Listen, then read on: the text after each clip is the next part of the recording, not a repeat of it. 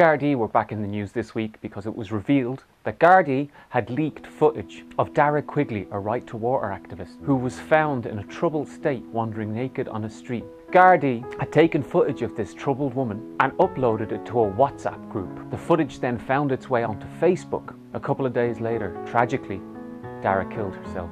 The individual guard in question was suspended with pay. But this outrage is just another in a whole litany of outrages that characterise the Garda Síochána as an institution in this country. Just look over the last few months. We've had the case of Maurice McCabe, where a whistleblower who tried to report misuse of the pulse system then had a file accusing him of child abuse created at the Child Protection Service's TUSLA in order to smear his reputation and make sure that his allegations against the police would be brought into disrepute. How about the case of Terence Wheeler, a 20-year-old from Dublin's inner city who was found strangled and unconscious in a police cell in Store Street Garda station. The police claim that his death was suicide. Terence was beaten to death by the police. The family in their campaign for justice have met intimidation, with the police shining lights into their windows, tearing up their leaflets as they tried to hand them out on the streets, and generally making life hell for this poor family. The Garda Commissioner appointed a policeman from Dunleary to investigate what had gone on in Store Street Station. But it just so happened that Oliver Hanley had worked in Store Street Station for 15 years. But this kind of behaviour isn't limited to just the Dublin police. In Donegal, the Morris Tribunal revealed the absolute rot at the heart of the Donegal police. Report 1 of the Morris Tribunal showed that 2 Donegal detectives had faked explosive finds. Shockingly, Report 2 revealed that after the death of cattle dealer Richie Barron in a hit and run, the police attempted to frame an innocent man,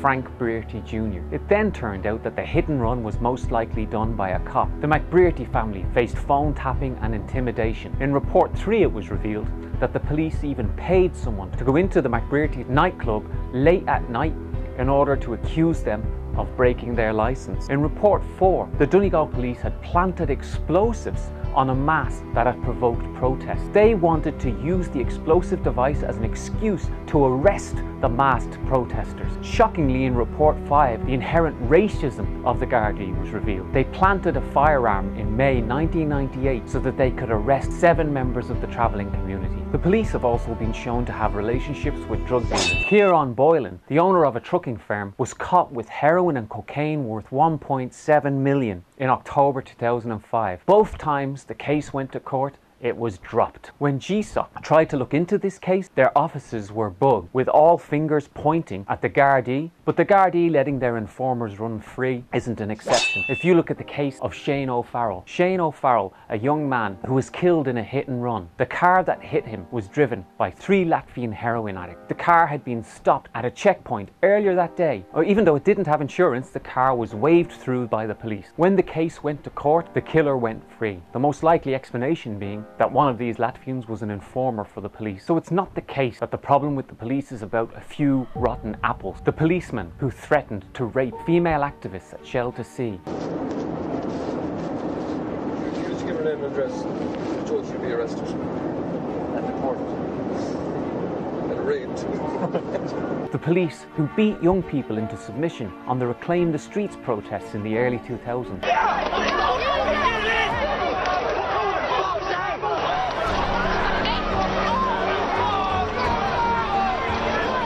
The police who baton charged student protests in November 2010.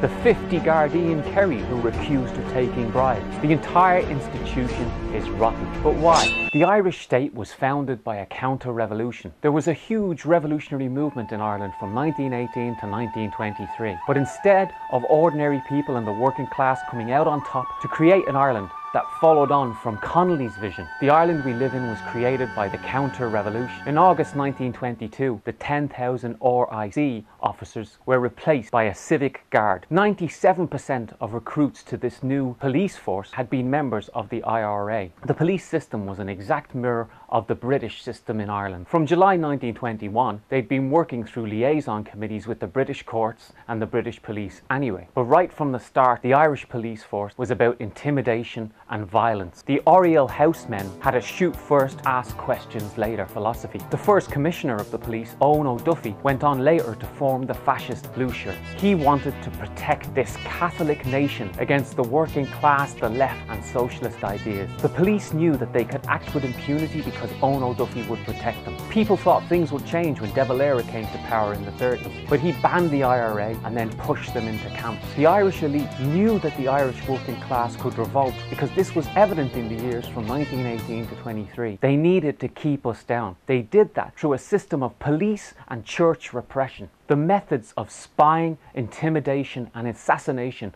that were used by the police in their early years became methods that the police would use to strong-arm the population as a whole, whenever we threatened the interests of the Golden Circle. The special powers given to Special Branch to spy and infiltrate the IRA over the decades became powers that could be directed against the population at large. The Garda Síochána need to go. The institution is rotten from top to bottom.